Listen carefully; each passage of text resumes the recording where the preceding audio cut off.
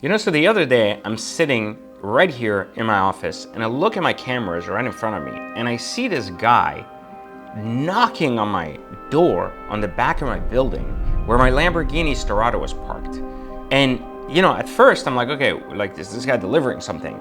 So I literally go outside, like gun in hand, because I'm like, why is this guy knocking? And he's getting violent when he's knocking. He's running around my car taking photos. So I'm like, okay, something's going on. I need to go out there and see what's going on. So I get my gun, I run outside, and as soon as I open the door, the first thing this guy says is, dude, I have a money-making opportunity to discuss. Are you serious? Like, you just literally got shot because you wanted to talk to a random guy you never met while banging on his door in front of his Lamborghini in hopes of talking to him about a money-making opportunity. Today's episode, we're talking about what not to do when looking for advice from a very wealthy person. Many individuals on social media or in the world out there have become more accessible than ever before. They're one DM away, they're one text away, they're one Facebook post away, and today you can interact with more people than ever before. But because of this freedom in interaction, more looseness has come from this idea of interacting with people. What should you say? What shouldn't you say? And how can you really get real life advice from a very wealthy person you admire or someone you want to learn from? Obviously, we all want mentorship, but what does it take for someone to actually get your attention enough to get me to respond to them and ultimately be there to help them? So one of the more common mistakes people make is they believe that the time of the person that they are reaching out to or talking to is as unimportant as their own time. And for that reason, they believe that it only takes 2 seconds to answer a DM. It only takes 2 seconds to answer a text message. It only takes 5 seconds to respond to a post on Facebook. Why shouldn't this person interact with me is the exact mentality of those that will never get a response on any type of advice from any type of wealthy person. There's one thing we know as individuals who have earned a higher status of wealth in society, and it isn't that just time is limited. I'm not going to say something cliche like that, but it's rather what we engage in is never a question of a one post answer. It is opening the door to further conversation. It is opening the door to further replies. And so we know that when you ask a DM, when you send a simple question like, hey, I'm struggling, I don't know what to do, what should I do? We understand that by responding to that DM, we are not just saying, here's advice, good luck with it. We are saying, hey, I've just opened the door for you to ask me anything you want anytime. And on top of that, I'll also open the door for you to respond to what I've just written 50 times over.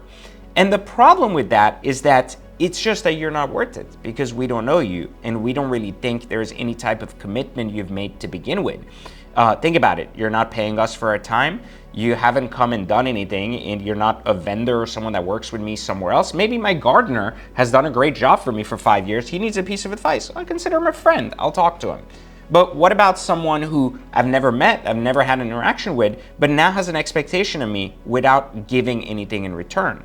Now, if someone buys time, that's obviously the simplest way to get advice. It's like, hey, you buy advice from an attorney. Somehow you don't want to buy advice from someone that you want mentorship or you want life advice from. Why? I don't know. But when you are seeking an attorney or you're seeking a professional trainer or someone, you buy that advice, and it's very, very, very common. So in context here, if you're buying time, it's easy and it's black and white. However, if you're not buying time and put yourself in a position where you just want that advice, then typically, here's what I look for when deciding if I'm going to answer a DM or not. Often, people believe that the access means the immediate response. And the way I look at it is more along the lines of the investment means a potential response. So what does that mean? If I have a follower or someone that just appreciates my content, that just tells me, great content, thank you, here is a question that I have about my life that I'd like to earfuck you about, the answer is usually zero, nothing, unread, have a good day. Now, on the other hand, here's the other follower. Hey, I've been following you for years. I have read all 3 of your books, right? I have taken all 3 of your courses. I have a question. So I've not only invested time and money in your work, but I understand the basics of your framework and mindset, and actually understand why I seek your advice in this question I'm about to ask. That is the trigger to what enables a conversation. So if I've written 10 books on business and you haven't read a single one of them, it is 99% likely that the answer to the question you seek is in that book. And the answer is that why haven't you read it? It's only $10. Why can't you read a book like everybody else? Well, because you're lazy. You want the cliff notes. You want the direct answer because you're entitled. So it's unlikely you're going to even get a response.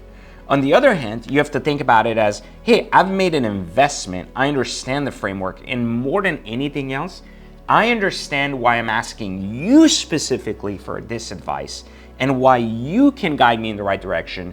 After I've made an investment in these things, after I've supported your work, I still find myself puzzled by this thing whose answer I could not find in the work you've created. That requires a direct response. Now, some people have tried to cheat that as well, to say I've read the books and then ask a question that's very primitive, that's clearly in the books, that also doesn't get a response.